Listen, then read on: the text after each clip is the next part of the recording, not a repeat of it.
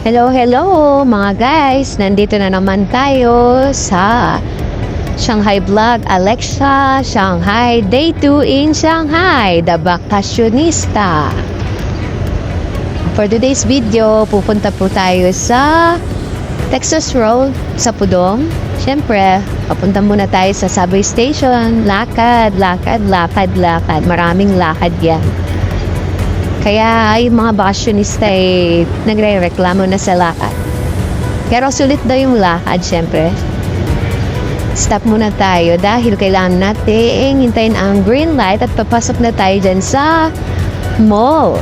Syempre, dyan yung ating station papuntang Pudong, Texas Road, kung saan kami mag-lunch dahil imbitado kami sa dati naming manager na friend namin sa Shanghai, isang Chinese friend. Ayan, pababa na po kami ng elevator. Siyempre, sightseeing ulit. Ayan, papasok na kami sa subway station. Hirap na sila sa paglalakad. Ang layo kasi. Ayan na.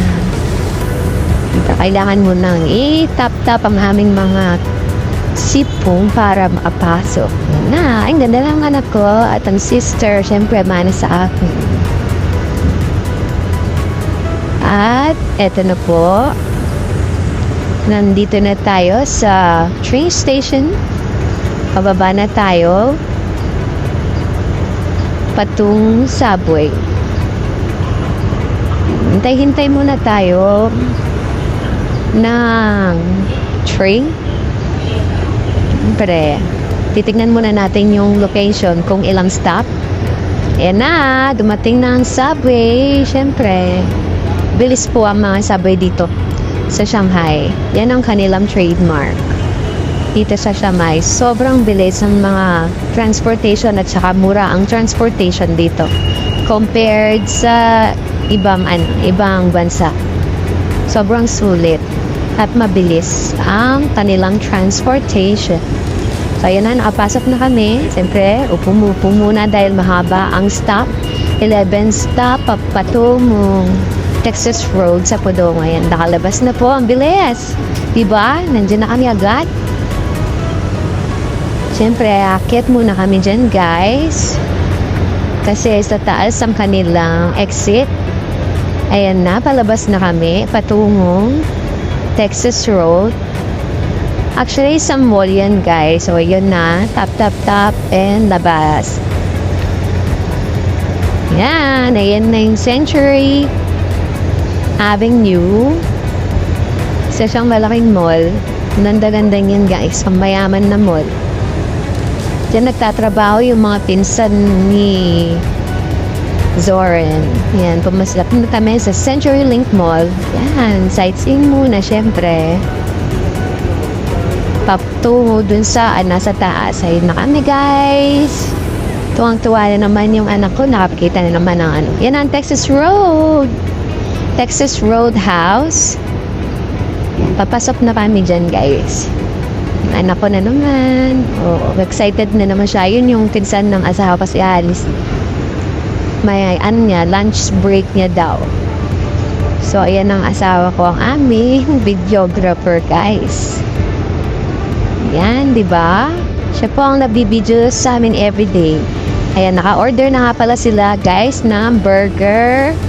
Tapos, binigyan kami ng yung friend namin dati na si John ng mga buy one get one free burgers. Tapos, meron pang nagbigay ng chicken wings, tapos may salad, tapos guys, binigyan kami ng calamari. Ang sarap yan. Takam sila, guys. May performance dito, guys. Kada every 30 minutes, sumasayaw sila dyan. Diba? Sino kayo dyan? Ay yung mga pinsan niya, si Alvin at saka si Alice. Diba? Pak. Nood version ng mga person. Siyempre, shopping again, pero walang nabili dyan. Kasi wala naman nakasale.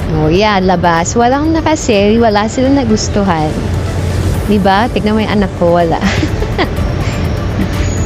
Ayan. Baba ulit kami sa first floor. Tingin-tingin ulit. Sightseeing ulit kami dyan. yung mga naka-red tag, syempre, sinisilip-silip namin.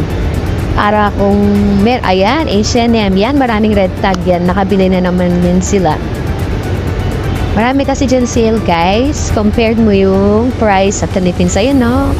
Kumikindat yung mga red tag, o, di ba? May mga kanya-kanyang dala na sila. Kasi, no, yan. Fast forward dahil ang tagal-tagal nilang magpili, guys. Dahil nga Gen Z sila. Or mga millennial people. Ayan.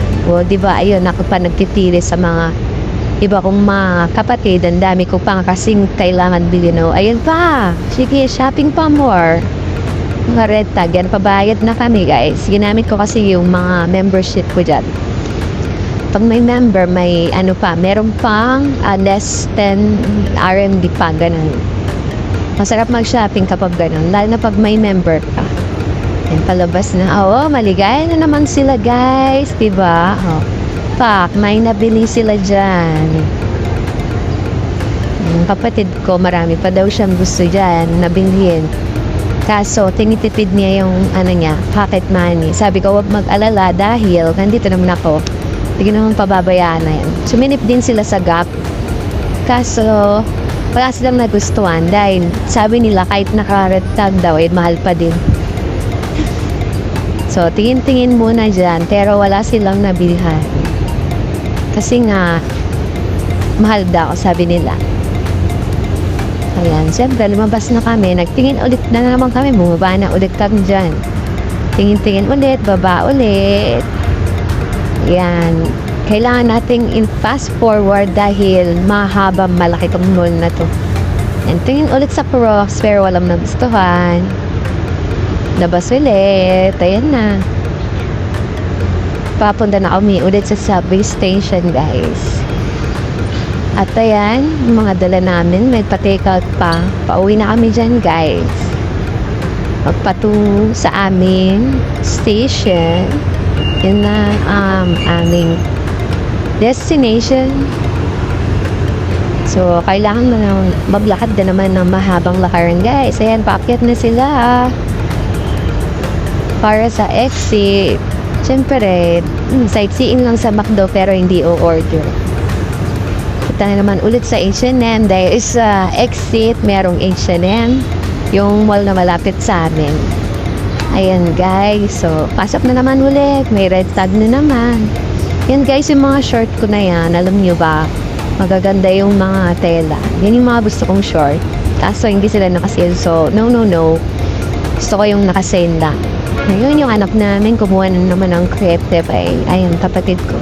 Sabi ko, pipigyan ko yung isang kapatid na babae, si Pinkel. Ayun, nabili ko nga siya doon sa Asian. At ayan, bayad ulit. Ayan, mga nabili nilang mga nakasale. Ang dami, sobra. Tsaka, iba na dyan, mga pampasalubong sa mga kapatid. Diba pa? Pandami. Mas marami silang nabili dyan kasi mas maraming nakasale dyan, guys. O, tapos, ito, nag-stop na naman sa Uniqlo, guys, kasi nakasale na naman ulit sila, guys. Sobrang sale.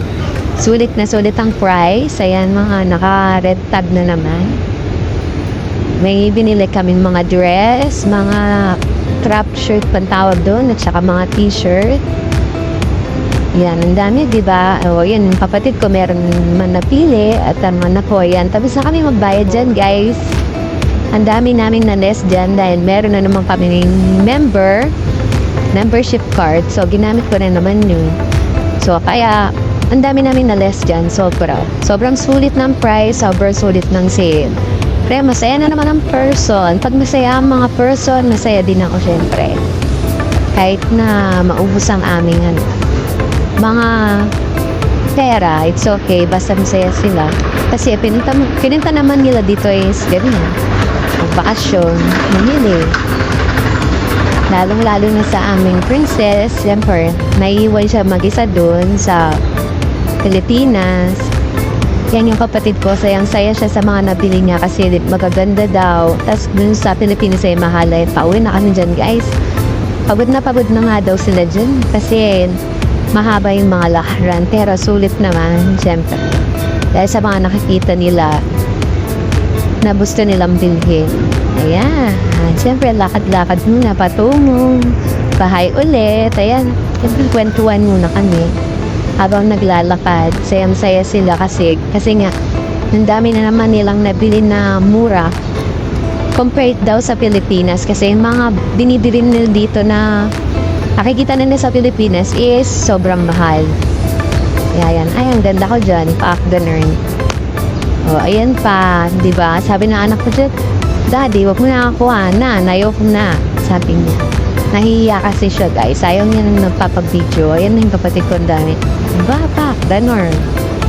O, bigat na bigat yarn. Nakakatuwa yung anak ko guys. Lagi kaming napapangiti nito kahit sa salita niya lang ng isang word napapangiti na ako. Yan, di ba? Ay, banda-banda. Pero pagod na sila dyan guys. Gusto na daw nila maiga ulit. Ay sa mga habang nakarang. O, di ba? Tingnan mo yung anak ko, pagod na. Tingnan. Tuwang-tuwa na naman ako sa kanya pag nakikita ko sundin.